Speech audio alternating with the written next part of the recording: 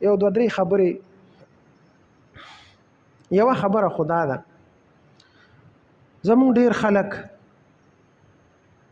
قرباني په لومبۍ ورځ کوي، خو بعضې خلک دوه درې څاروي واخلي او بیا وایي دا یو نن کوم او یو به سبا وکړم او یو به بله ورځ وکړم. 3 ورځو پورې قرباني کېږي، جایز ده، خو اولا او بهتر په لومبۍ ورځ ده.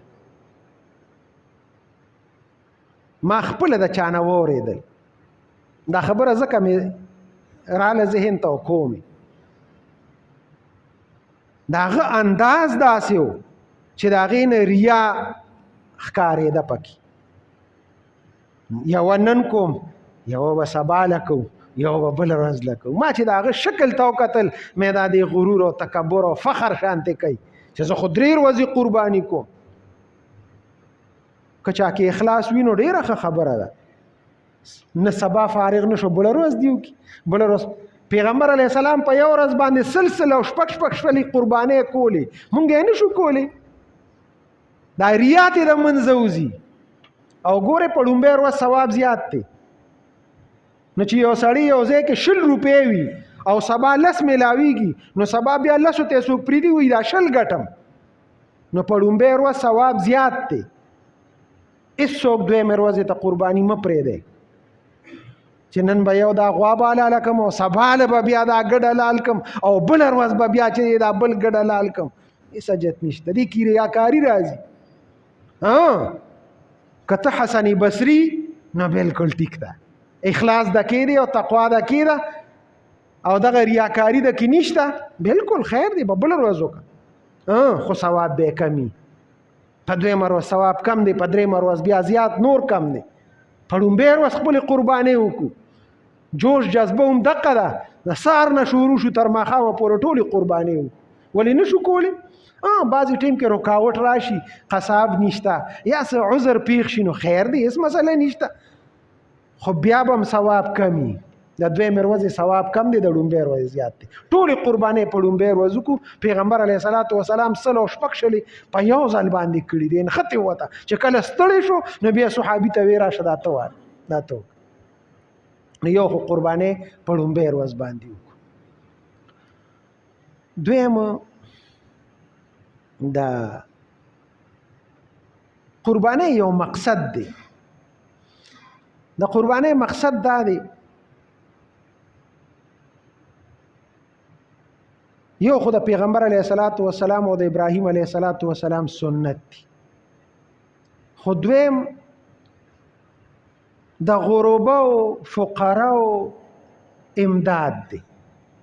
داسې فقرا او غریبانان چې هغوی کال کې غوښه نه لیدي، سترګې وي چې څوک په قرباني وکړي او ماله به غوښه راوړي. هر سړی د خپل ځای کې وګوري. دا زمونږ کالوني ده، دې کې مونږ وګورو چا قرباني نه ده کړې. هغه خلک تالاش کو پټ پټ او هغه بیا یو بل ته وښایو چې دغه فلان کې دی هغه قرباني نه ده کړې، هغه فلان کې دی هغه نه ده کړې.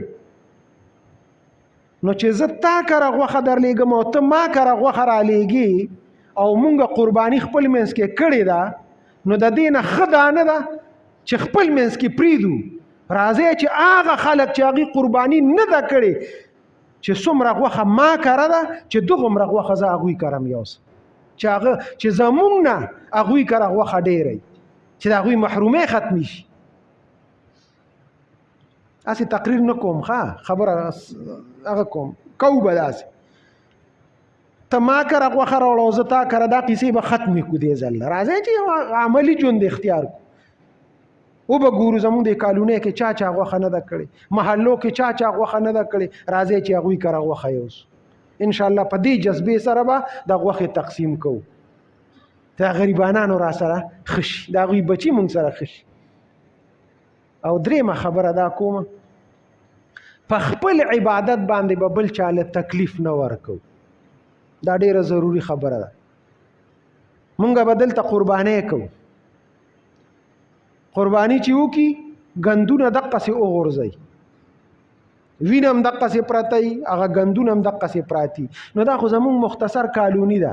اوس دلته چې یو ځای کې دغه ګندګي پرته وي دا ټوله کالونه کې به ته ژوند تیر نه کړو.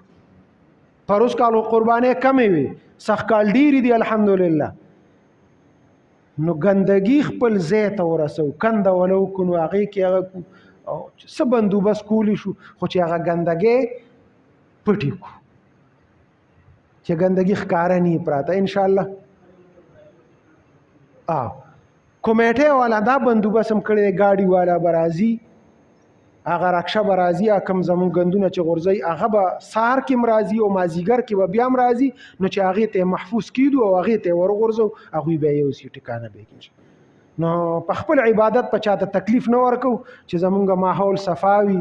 او دا یوازې دې ځای خبره نه، زما خبره چې هر څوک اوري ګندګۍ دې ختمې کړي، ګندګۍ دې نه غورځوي، مسلمانانو ته تکلیف نه ورکوي. انشاءالله سبا له به زمونږ د اختر مونځ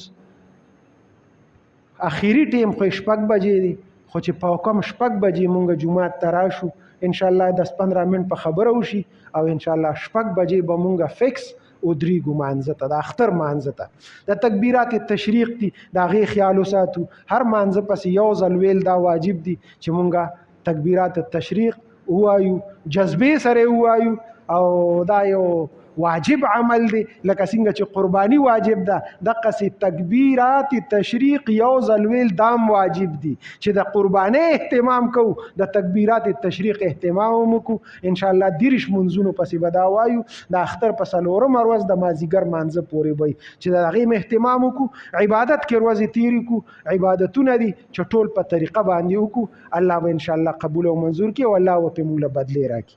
اللهم صل علی محمد. ګناهونه معاف کړي خدای، شرعي حاجات هم پوره کړي. دا ورځې د عبادت دي، خدای زموږ عبادت پکې نصیب کړي. دا قرباني رانه خدای په اخلاص سره ادا کړي. خدای چا توفیق چاته نوی ملو، خدای دې نن ورځ کې ولا توفیق ورکړي چې دا سنت عمل وکړي او الله دې زموږ د ټولو نه قبول او منظور کړي. الله دې زموږ د منځونه قبول کړي، دا صدقې دې الله قبول کړي. الله دې مالی او جاني ټول عبادت زموږ قبول وګرځي. وصلی الله